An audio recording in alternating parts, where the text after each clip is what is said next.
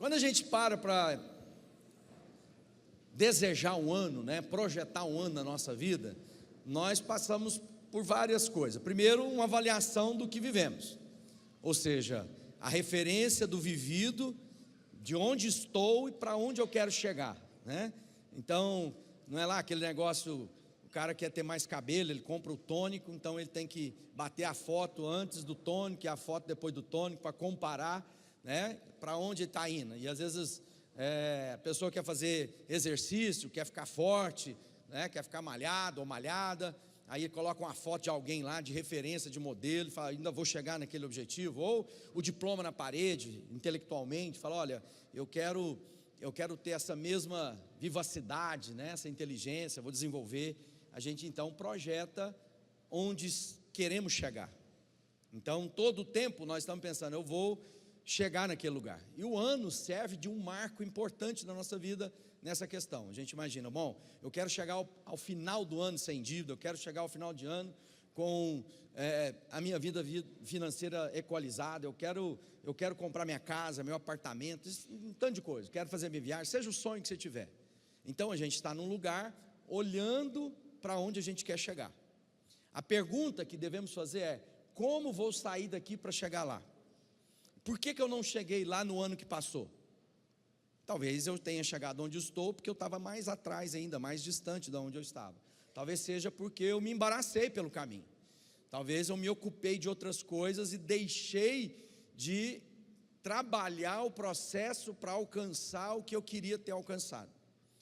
Isso vale para todas as áreas da nossa vida, vale para o nosso intelectual, vale para a nossa vida com Deus.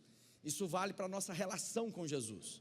Uma relação com Jesus uma pergunta boa o quanto hoje me pareço com Jesus e o quanto, né, eu vou me esforçar para parecer ainda mais com Ele nesse ano que começa.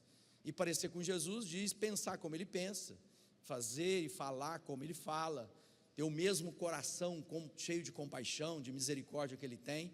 Então, para a gente se parecer com alguém, para a gente se identificar com alguém, eu tenho que conviver com ela. Então, para que eu possa ser mais parecido com Jesus, eu tenho que investir mais tempo da minha vida com Jesus. Sem esse investimento intencional, eu vou contemplar Ele ao longe, mas não haverá proximidade, intimidade com Ele. E aonde começa a intimidade? Palavra de Deus, leitura, oração, comunhão, engajamento, né? Serviço, ou seja, todas as vezes que eu começo a servir o outro, a gente entende que algumas coisas da nossa vida não cabem mais, porque senão a gente vai dar mau exemplo. É simples de entender isso. Tem lá um jovem casal, gosta, vem de uma vida de noite, de balada, para lá e para cá, casa, a vida já assenta um pouquinho mais, porque não cabe mais no casamento a vida que vivia de solteiro. Depois vem o filho ou a filha, aí faz o quê? Bom, agora eu tenho que deixar de fumar, porque eu não vou ficar fumando perto da minha criança. Então a gente, por causa do outro, a gente acaba trazendo disciplina na nossa vida.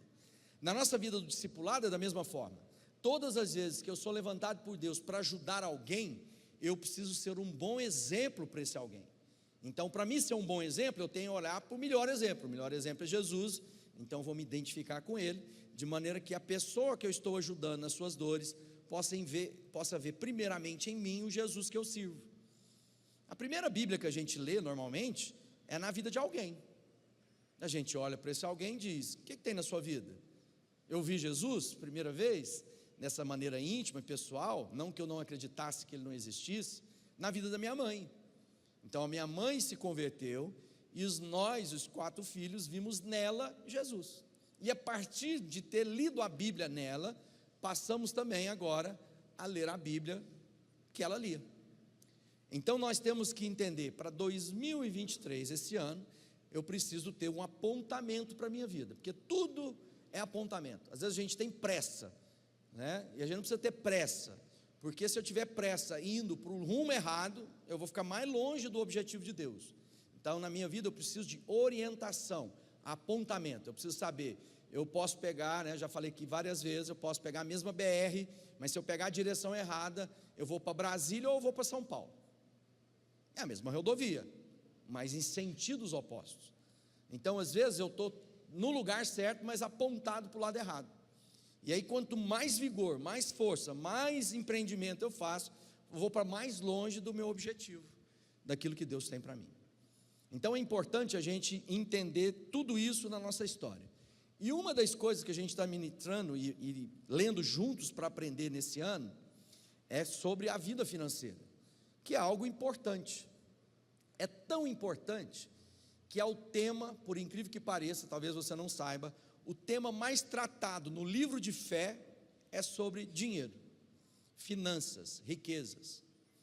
São 2.000, pelo menos, 2.350 versículos que tratam desse tema. Se Deus foi tão redundante, Ele falou tantas vezes do mesmo assunto, parece, se a gente for um pouquinho inteligente, vai dizer, isso deve ser importante, porque senão ele não ocuparia tanto espaço na Bíblia para tratar de um tema como esse. Porque para nós, muitas vezes, dinheiro é coisa mundana, não tem nada a ver com Deus. Não, dinheiro é algo que nos afasta de Deus. Por isso Deus nos instrui a lidar com o dinheiro, com as riquezas, com os bens, de maneira adequada, para que elas não encontrem o caminho do nosso coração e nos separem do nosso Senhor. Quando a gente começa a ler então, sobre prosperidade, essa palavra muitas vezes ficou pejorativa na vida de muitos cristãos, até pela história da igreja, que dizia, quando falava assim, é muito difícil um rico entrar no reino dos céus, e a gente vai ler isso, e é verdade. Então às vezes a gente pensa que a gente tem que fazer voto de pobreza, não é o que Deus quer. A única coisa que vai tirar as pessoas da pobreza, presta atenção nisso, para você fazer uma reflexão, inclusive das suas ideologias políticas. Só tem um jeito de tirar as pessoas da pobreza, gerando riqueza. Não tem jeito de não gerar riqueza e tirar as pessoas da pobreza. Então, quanto mais a gente gera riqueza na cidade, mais a gente pode ajudar os nossos pobres a também prosperarem. Esse é um processo. É claro que há pecado, e muitas vezes esse pecado forma bolsões de distanciamento sociais. Mas a palavra de Deus diz que nós, os cristãos, devemos assistir a nossa vida e a vida daqueles que Deus levanta para cuidar. Por isso que a gente cuida dos órfãos, das viúvas, a gente cuida de várias áreas. Ontem eu estava visitando uma das unidades que o Sal da Terra cuida, que nós cuidamos através da missão, que é uma unidade para crianças, para pessoas, que na verdade tem crianças de 5 a pessoas até quase 60 anos de idade, que têm problemas mentais, deficiências mentais, e aqui naquele centro aqui pertinho do Rio, indo ali na Rua da Carioca, um centro muito bonito, fui lá visitar ontem, o trabalho de assistir as pessoas, de cuidar. Então lá nós temos missionários, tem uma pastora que cuida, para que aquele atendimento seja o mais digno. Tem ecoterapia, tem os meninos para ser estimulado no odor, então tem hortinha, tem plantas, uma coisa mais bonita, tem psicóloga, tem neuropedagoga, tem aconselhamento para as mães, para os pais, é uma coisa linda. Alguém olhou para a necessidade e disse, eu vou gastar a minha vida para ajudar essas pessoas. Então precisa de quê? Precisa de recursos para que eles possam cumprir o atendimento. É uma parceria com a prefeitura, então a prefeitura a cidade tem que gerar riqueza para que haja recurso no orçamento para ser disposto naquele lugar. Então geração de riqueza, de prosperidade é algo de Deus. Lá em 1 Crônicas, no verso 29, no capítulo 29, diz assim, no verso 11, tu és grande, poderoso, glorioso, esplêndido e majestoso. 1 Crônica 29, 11, tudo que existe no céu e na terra pertencem a ti. Tu és o rei, o supremo governador de tudo, toda riqueza e prosperidade vem de ti. Tu governas todas as coisas com o teu poder e a tua força, e pode tornar grande e forte qualquer pessoa. Ou seja, nós estamos falando de que todas essas bênçãos vêm de Deus. Então muitas vezes na nossa presunção a gente imagina, não, eu sou o cara, eu que faço, eu que aconteço. Cuidado, porque quando há um texto bíblico que fala assim, quando a gente se estriba, eu não uso muito essa palavra, isso é uma palavra de cavaleiro, que é alguém que cavalga, porque estribar é apoiar no estribo do cavalo, ou da motocicleta, que é aquela onde tem a pedaleira ali que a gente coloca, aquilo lá era o estribo. Então quando a gente está estribado na nossa própria força, é o começo da queda, porque nós começamos a ser presunçosos e arrogantes, e começamos a julgar os outros que não têm a mesma eficácia que a gente tem. Em Lucas 16 diz assim: quem é fiel nas coisas pequenas, também será nas grandes. Quem é desonesto nas coisas pequenas, também será nas grandes. Pois se vocês não forem honestos com as riquezas desse mundo, quem vai pôr vocês por tomar conta das riquezas verdadeiras? Jesus perguntando para nós, está dizendo assim: se você não for fiel nas pequenas coisas, o que ele está chamando de pequenas coisas? As riquezas dessa vida. Então ele está dizendo, se nessa vida você não for fiel, se você não for honesto, como que você vai ser confiado às riquezas maiores? As riquezas eternas, né? Então é preciso entender isso. Salmo 34: temei o Senhor, vós todos os seus santos, pois nada falta aos que o temem. Os leãozinhos sofrem necessidade e passam fome, porém os que buscam o Senhor, bem nenhum lhes faltará. Então o salmista aqui está comparando, e a Bíblia é linda porque ela usa essa coisa do dia a dia das pessoas. Naquela época falava-se de leões, falava da criação, das ovelhas. Ele está dizendo, olha para os leões, o rei dos animais, ele tem e pode passar fome, mas aqueles que temem o Senhor, não faltará provisão na vida deles. Então ele está dizendo, Deus é dono de tudo, seja fiel, e se você temer a Deus, você vai ter provisão de todas as coisas na sua vida. Deus está nos ensinando coisas lindas. E agora o apóstolo Paulo escrevendo aos irmãos que moravam na cidade de Filipos, a carta aos filipenses, diz assim: não estou dizendo isso por me sentir abandonado.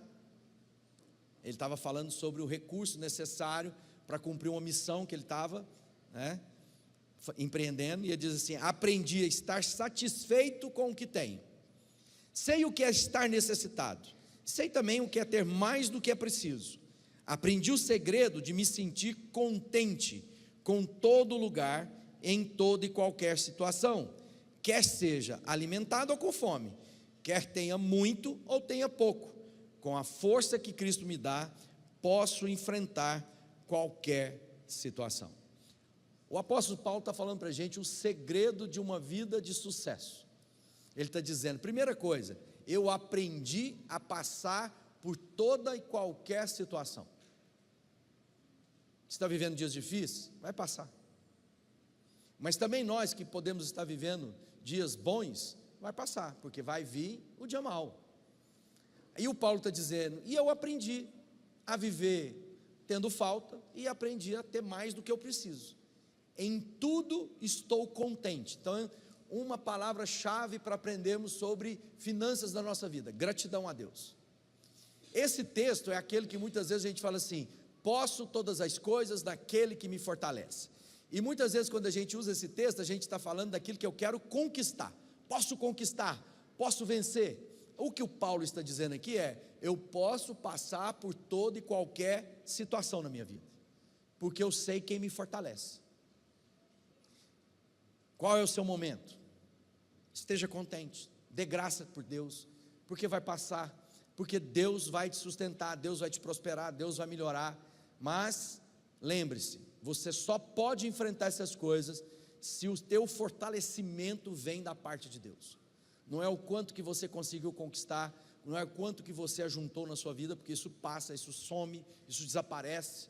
O que nós temos de testemunho, nos nossos dias, são famílias ricas que ficaram pobres. Eu conheço muitas delas, aqui em Uberlândia. Muita gente próspera, que no final não tinha nada, literalmente. Então, dinheiro passa. Então eu tenho que aprender o quê? A estar contente, mas preciso antes aprender a ser fiel a Deus. Porque aquele que teme, aquele que é fiel, bem nenhum lhes faltará, nenhuma coisa teremos falta. E a gente está preparando a reflexão para a gente ler esse texto, é um texto importante, porque vai nos ensinar a lidar com os recursos que foram depositados na nossa vida. Mateus no capítulo 25, Jesus ensinando a respeito do que é o reino de Deus. Para explicar o que é o reino de Deus, Jesus conta muitas histórias, ele não diz apenas de uma maneira, ele vai contando várias parábolas, histórias, testemunhos, para que a gente entenda a plenitude daquilo que é o reino e a sua justiça. A primeira coisa, a gente já aprendeu aqui, que só tem reino se tiver rei. Então só posso viver o reino se Jesus for rei da minha vida. E o que é o rei? Rei é o soberano. Com o rei a gente não discute, a gente obedece, a gente se submete, porque ele é bom. E olha que rei bom, rei é bom, né? Jesus é bom. Aqueles que querem ser reis aí pelo nosso país não são bons, Jesus é bom. Mateus 25, verso 14 diz assim: pois será como um homem que, ausentando-se do país, chamou os seus servos e lhes confiou os seus bens. A um deu 5 talentos, a outro 2, e a outro 1, a cada um segundo a sua própria capacidade, e então partiu. O que recebera 5 talentos saiu imediatamente a negociar com eles, e ganhou outros 5. Do mesmo modo, o que recebera 2 ganhou outros 2. Mas os que receberam 1, saindo, abriu uma cova, escondeu o dinheiro do seu senhor. Depois de muito tempo, voltou o senhor daqueles servos e ajustou contas com ele. Vai guardando essas coisas nesse texto, porque são importantes para a gente entender a nossa vida e a caminhada que nós temos de vivenciar.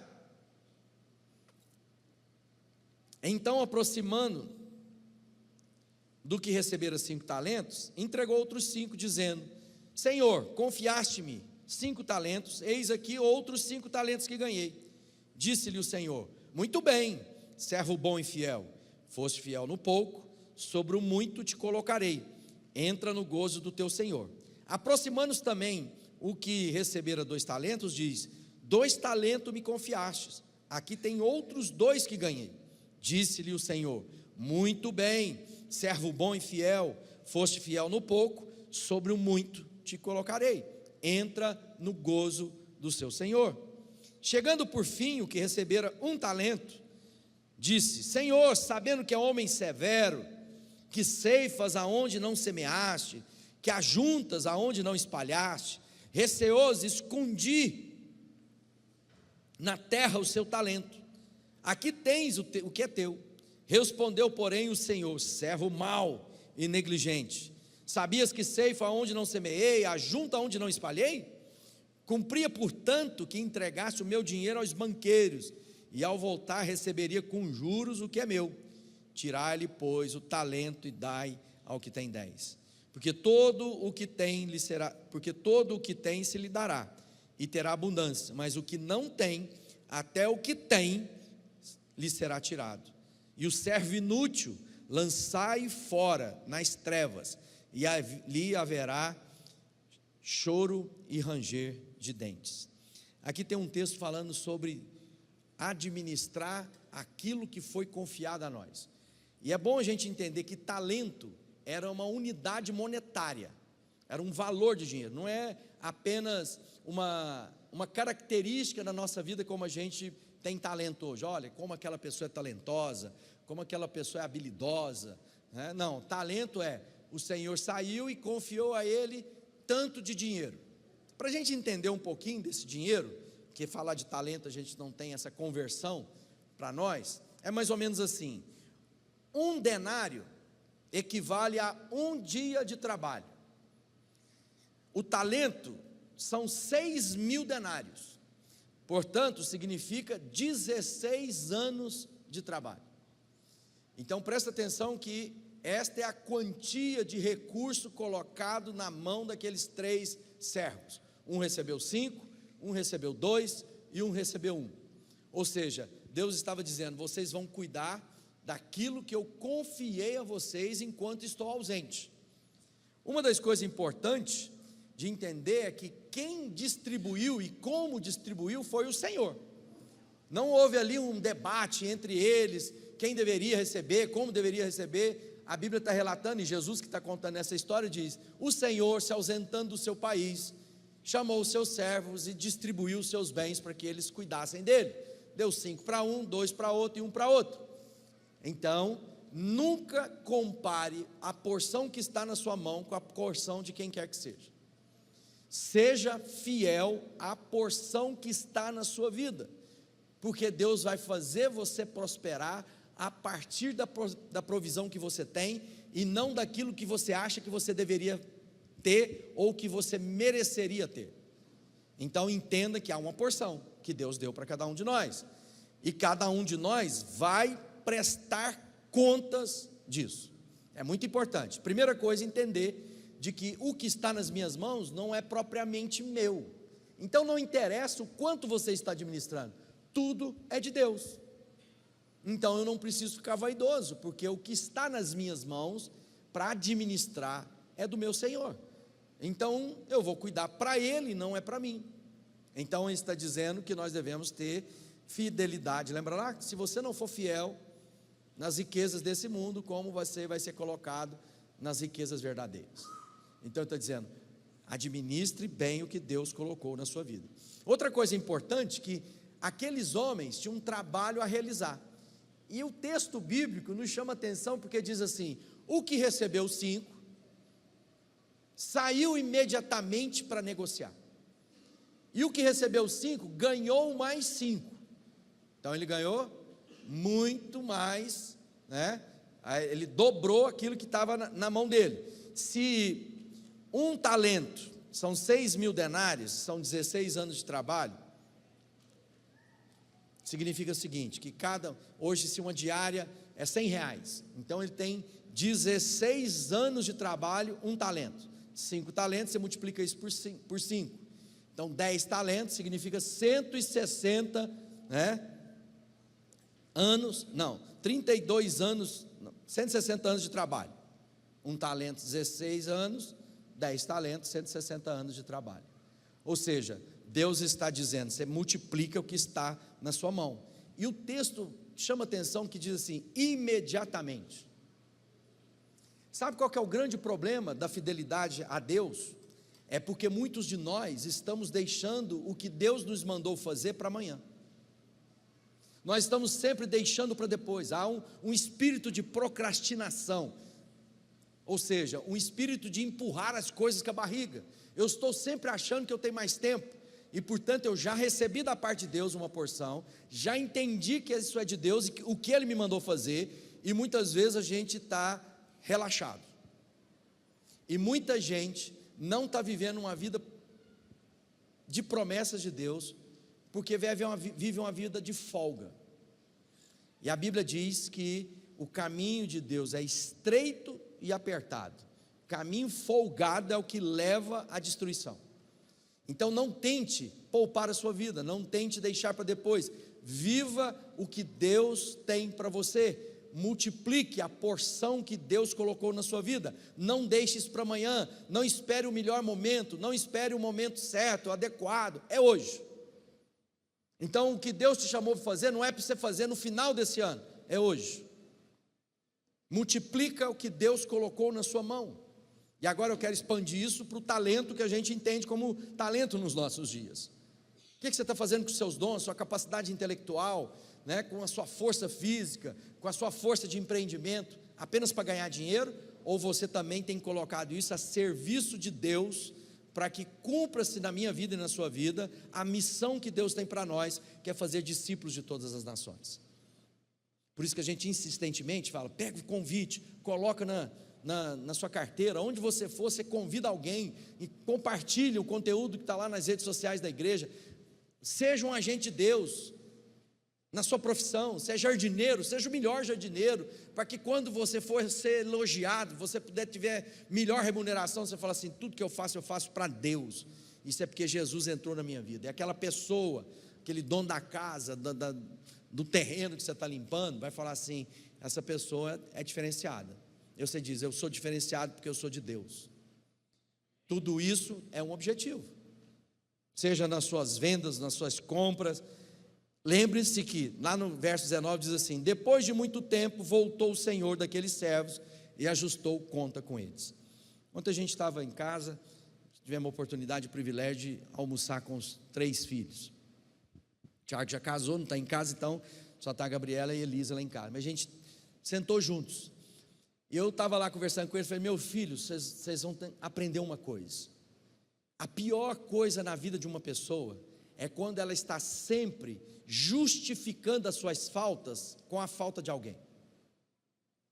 Eu não fiz porque não me deram oportunidade. Eu não realizei porque não encontrei o momento certo. Eu não encontrei apoio das pessoas. Elas fizeram oposição. Sempre se desculpando, sempre arrumando um problema. Sempre, eu estou emocionalmente. Meu amigo e minha amiga, falando para os meus filhos isso. Mata a bola no peito, respira fundo e vai prestar conta a Deus daquilo que Ele confiou na vida de vocês. Porque você não vai chegar diante de Jesus e vai dizer assim: sabe o que é, Jesus? As pessoas não cooperaram, não me ajudaram. Não, você vai prestar conta do que Deus confiou nas suas mãos. Então, se você quer ser uma pessoa vitoriosa, não arrume mais desculpa. Eu sou desse jeito que você não sabe como é que era a minha família antes. Porque minha mãe me rejeitou. Você não sabe as dores que eu sofri. Você não sabe o bullying. Fui abusado emocionalmente, fui abusado fisicamente, fui abusado sexualmente. Tá bom, isso você não pode mudar. Então agora você olha para frente e diz: Jesus entrou na minha vida, sou nova criatura, e essas coisas não vão continuar a determinar o meu fracasso no dia de hoje, porque eu quero olhar para aquele que me salvou, me redimiu, mudou minha vida, e eu vou levantar da cama, vou sair do quarto escuro, porque Jesus fez uma obra linda, e eu vou negociar aquilo que Ele colocou na minha mão, eu vou trabalhar para multiplicar o que Ele colocou na minha mão, e aí eu vou prestar conta de tudo isso. Lá em Marcos 13 diz assim: a respeito daquele dia, que ele está falando dessa prestação de contas, ou da hora, ninguém sabe, nem os anjos, nem o Filho, só o Pai. Estai, pois, de sobreaviso, vigiai e orai, porque não sabeis quando será o tempo. Não viva uma vida folgada no pecado, nas escolhas ruins, porque pode ser hoje o seu dia, porque ele virá e cada um de nós vamos prestar contas. Eu já contei história aqui, quando a gente morava nos Estados Unidos, a Fabiana, o guarda parou ela, estava sem carteira, e a gente foi parar na corte. Eu tinha perguntado aos meus amigos se precisava contratar um advogado, e ela tinha esquecido a carteira em casa. E esses amigos lá nos Estados Unidos: não precisa não, vai ser coisa simples. Ela vai levar a carteira de motorista dela, o passaporte, e o juiz vai até eliminar essa multa. Que nada. Ela apavorou, não sabia responder. Aí a gente, para chegar diante do juiz sem o advogado, a gente não pode depois recorrer à sentença. E eu estava de longe, lá no fundo, sabe aquele filme americano, daquele jeitinho, ela lá no cercadinho, falando com o juiz, eu do lado de fora, sentado, e vendo ela apavorada, ela me perguntando cadê os documentos dela, ela com os documentos na mão. O juiz ficou tão comovido dela, que falou assim para ela: vamos marcar para outro dia, né? Você vai trazer um advogado? Falando assim para ela: aceita, né? Aí ela olhou para mim e falou: faz assim. Naquele instante, eu me senti totalmente impotente. Era minha esposa, vivendo um momento constrangedor, e não havia o que eu podia fazer por ela naquele lugar. Assim será diante do justo juiz. Você estará sozinho para prestar contas do que Ele confiou na sua mão. Você pode ser filho de crente, amigo de crente, frequentar igreja de crente, você pode, fazer tudo que crente faz, mas se você não for crente, discípulo de Jesus, você está frito. Porque a Bíblia diz que Ele vai separar as ovelhas dos bodes, e dirá aos que estão à sua direita: vinde e desfrutai do reino dos céus, e dirá aos que estão à esquerda: sejam lançados no fogo eterno. Ou seja, há um momento na nossa vida que a gente precisa cair a ficha, entendendo que nós vamos prestar contas diante de Deus. E olha que testemunho lindo para aqueles que multiplicaram, aqueles que trabalharam.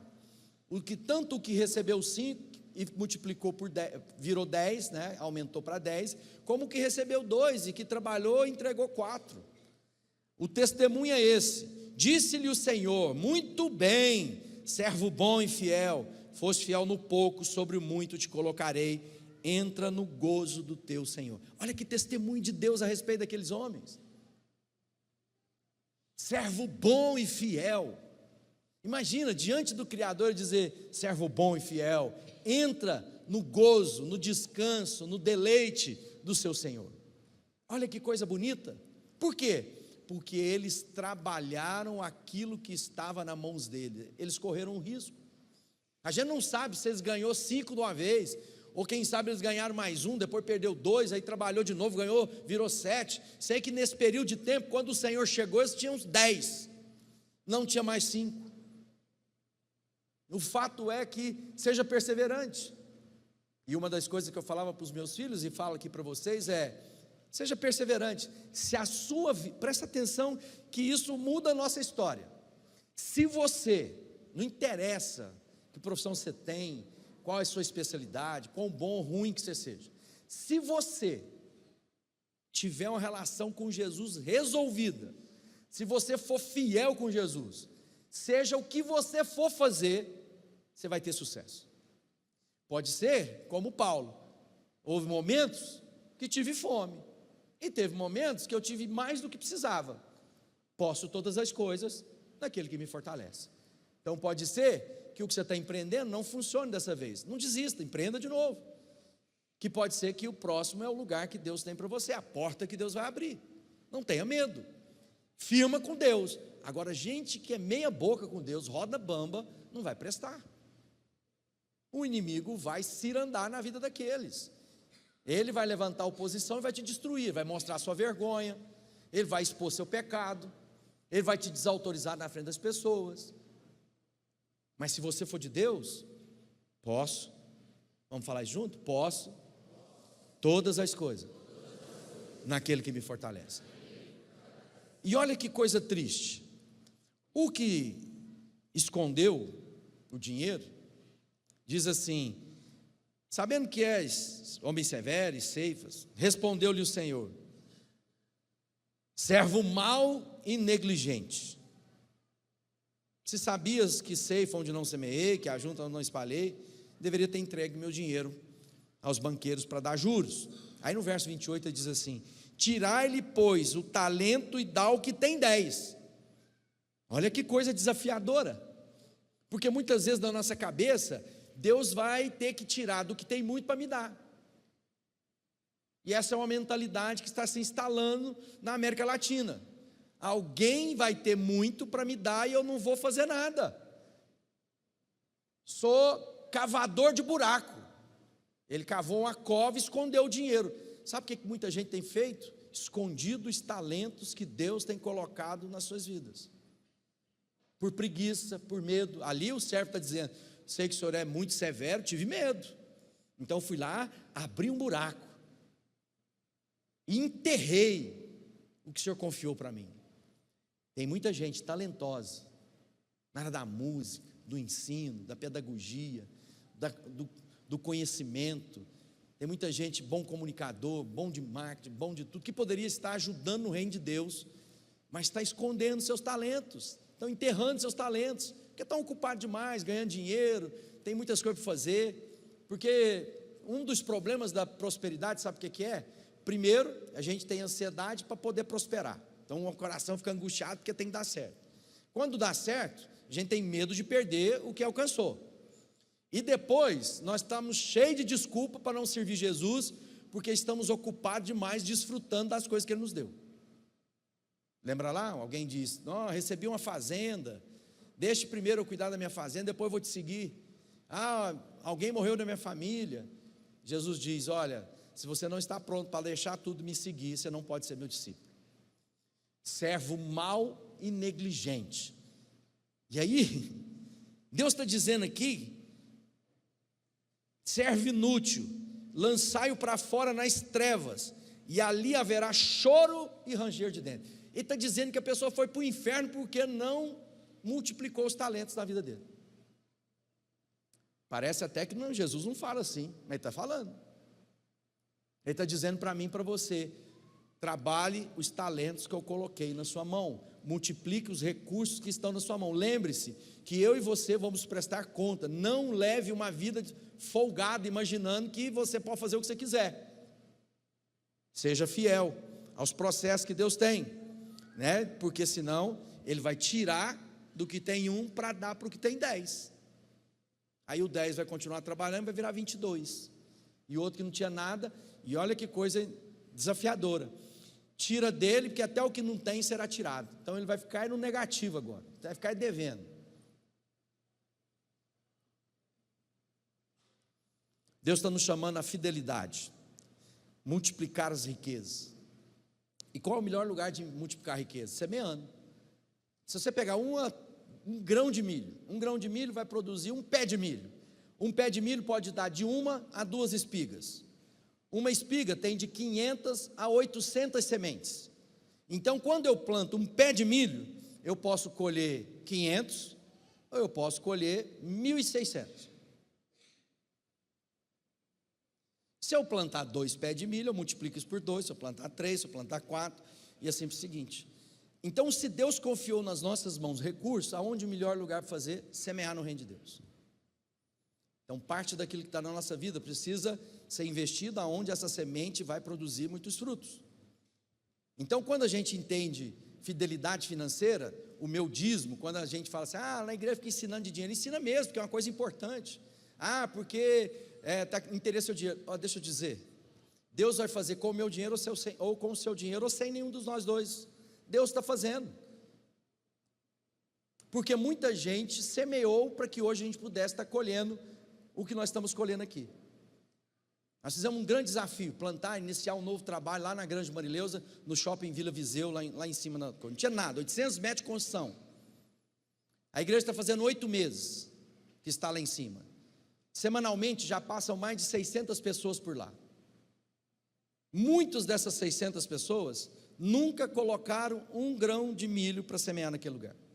E estão desfrutando porque alguém creu e foi lá e semeou seus milhos.